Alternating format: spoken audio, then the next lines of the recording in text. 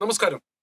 പാകിസ്ഥാന് ഐക്യരാഷ്ട്രസഭ ജനറൽ അസംബ്ലിയിൽ കൃത്യമായ മറുപടി നൽകിക്കൊണ്ട് വിദേശകാര്യമന്ത്രി എസ് ജയശങ്കർ പാകിസ്ഥാൻ അനധികൃതമായി കൈവശം വച്ചിരിക്കുന്ന പാകിസ്ഥാൻ അധീന കാശ്മീരിനെ കുറിച്ച് നടത്തിയ പരാമർശം ലോകമാസകലം ഈ വാർത്ത ചർച്ചയാകുവാൻ ലക്ഷ്യമിട്ട് തന്നെയാണ്.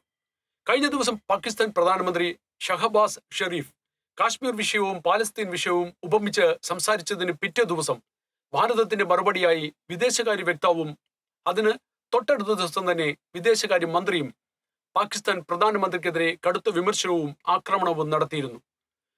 നിയമവിരുദ്ധമായി പാകിസ്ഥാൻ കൈവശപ്പെടുത്തിയ ഭാരതത്തിന്റെ ഭൂമി വിട്ടുനൽകുകയും ഭീകരവാദത്തോടുള്ള ആ രാജ്യത്തിന്റെ മമത വെടിയുകയുമാണ് പരിഹരിക്കപ്പെടേണ്ടതായി നിൽക്കുന്ന വിഷയങ്ങളെന്ന് എസ് ജയശങ്കർ ഐക്യരാഷ്ട്രസഭയിൽ സംസാരിക്കവേ വ്യക്തമാക്കി.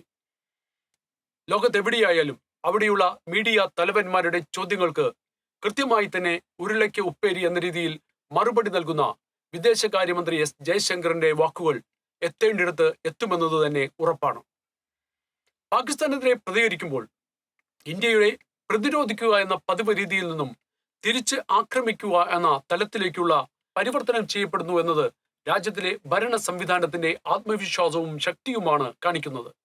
POKയ്ക്ക് വേണ്ടിയുള്ള അവകാശം ഉയർത്തുമ്പോൾ തന്നെ പാകിസ്ഥാന്റെ ഭീകരവാദ സഹകരണ നിലപാടുകൾ തുറന്നു കാണിക്കുകയാണ് ഇന്ത്യൻ പ്രതിനിധികൾ.